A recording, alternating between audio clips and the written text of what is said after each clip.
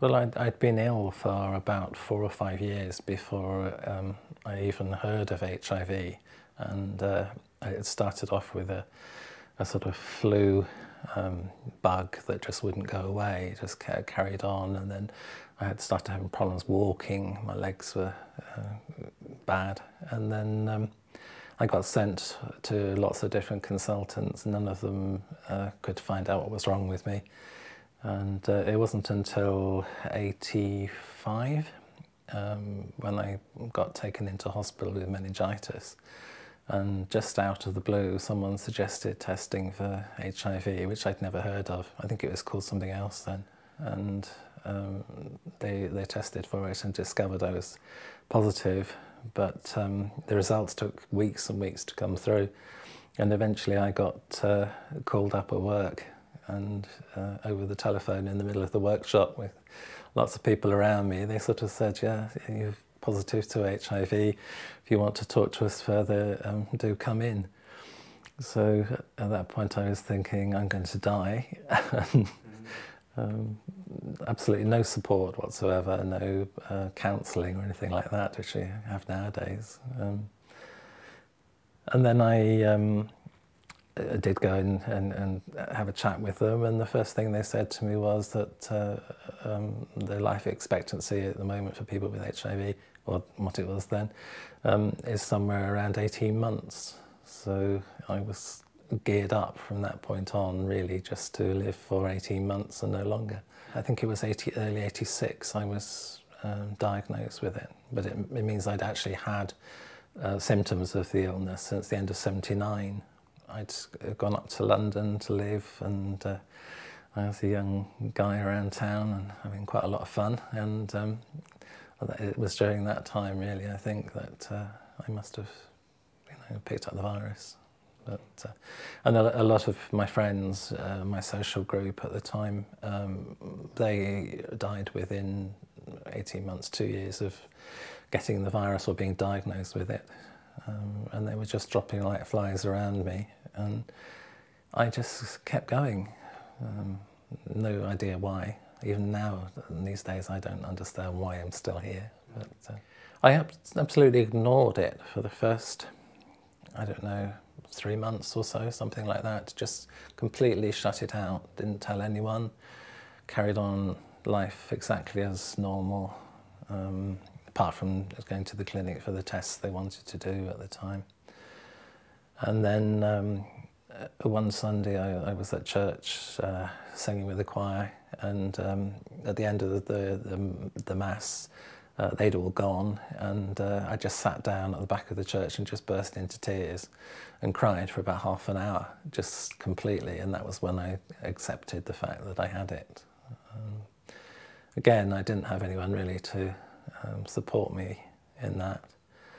And I told 1 or 2 people at my church about it, just to talk to someone and try and get some sort of help, really, to cope with it.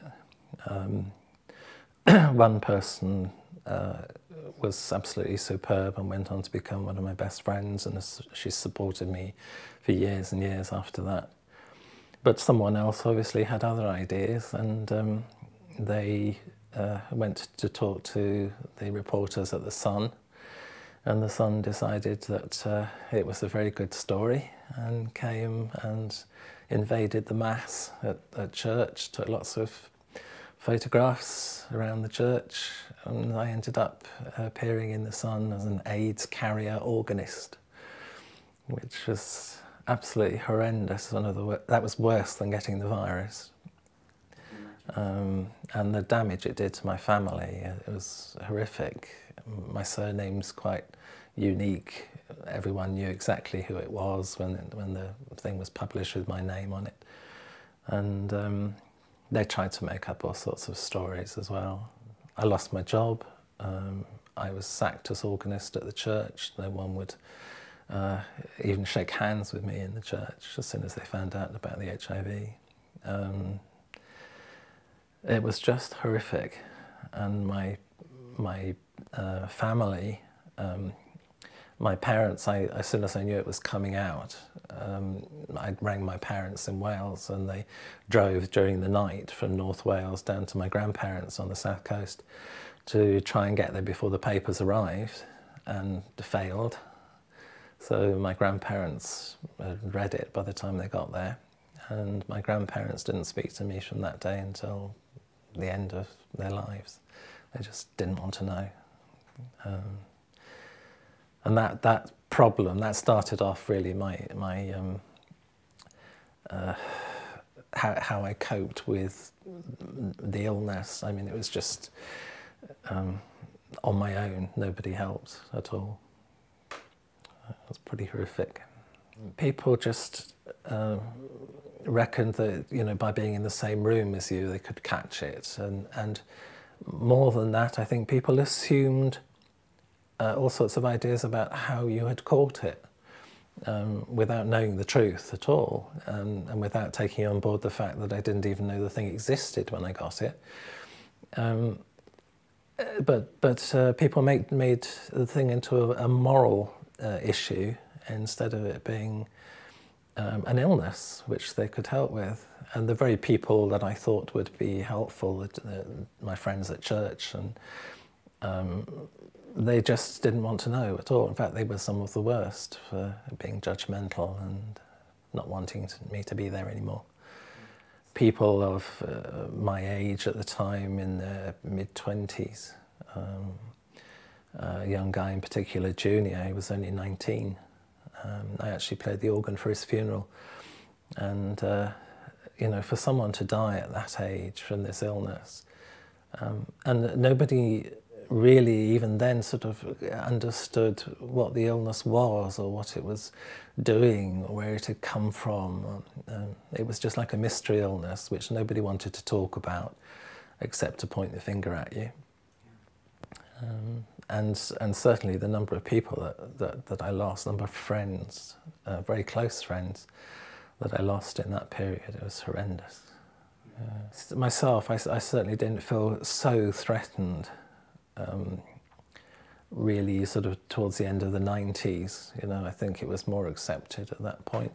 Now it seems that, particularly in the West Midlands, it seems as though there's a tremendous sort of influx of people who still regard HIV as being a moral issue and not an illness, not just an illness.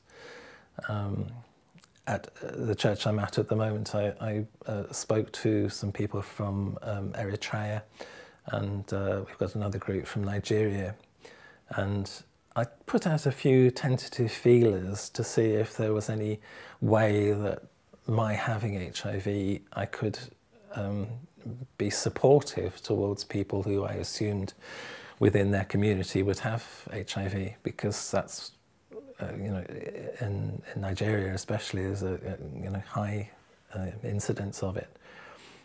And I was met with absolute horror that I would want to mix with those people, those sort of people. And it's almost as though we've gone back, and you know, to how it was at the beginning. They're the lowest of the low, immoral members of society. Yeah. And I think that sort of has made it much more secretive again, with all the problems that you know, brings out, yeah. And the potential for scandal. And you know, well, I think one of the problems has been that as soon as there were drugs around which you were able to limit the effects of the virus to stop it replicating, once that they'd arrived on the scene, people almost assumed that there was a cure.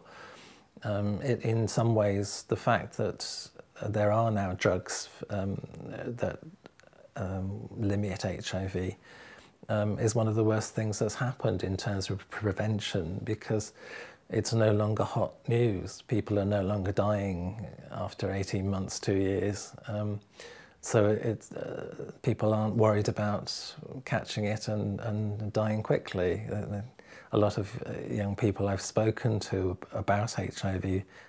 I talked to a school not very long ago, a group of 17, 18-year-olds. Their attitude was that, well, if I get it now, it's going to be 9, 10 years before any symptoms show, and then after that, by that time, they'll have found a cure and everything will be fine. This is the sort of attitude. And so I think in some ways, the drugs have been a sort of mixed blessing. And certainly for me, I've had some pretty horrific side effects to some of the HIV drugs especially. All sorts of strange rashes and yeah. There's still a bit of a stigma. I wish in a way that HIV wasn't still linked in with sexually transmitted diseases, because that's another point, you know, that if it was just in a different clinic somewhere away from the STD block, it would be perhaps easier for people to you know, just go in and be tested. But I think for a lot of people, they don't think it's going to happen to them. I mean, it's different for me. I didn't know the illness was around, so I didn't have a choice in it. But I think people just don't, with something like this, they just don't think they're going to get it. They're going to be the lucky ones, and it's someone else's problem. I still don't understand what all this barebacking is about, why people have unprotected sex in high-risk situations. I mean, if you're going out and spending the night with someone who you've never met before, then surely, you know, you protect yourself in all sorts of ways, like you wouldn't leave your wallet lying around with your credit cards in. But they're still quite prepared to have the most intimate contact with that person, not knowing at all what their health is and whether they have the virus or not. In some ways, I don't understand why an HIV test isn't a compulsory thing when you go in for a blood screening. You know, they test to see how your liver's working, or sort of other things, test for diabetes. Why not test for HIV at the same time? It just needs to be talked about more. It's just forgotten about completely. People don't talk about it.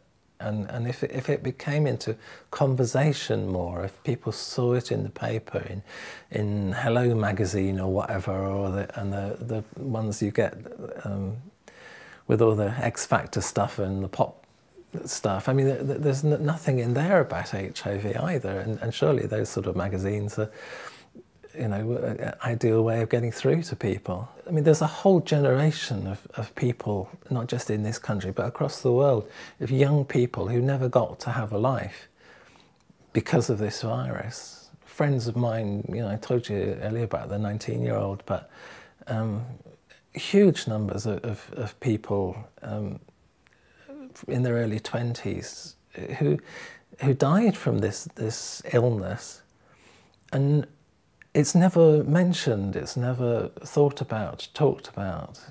They just disappeared, and nobody ever mentioned them anymore.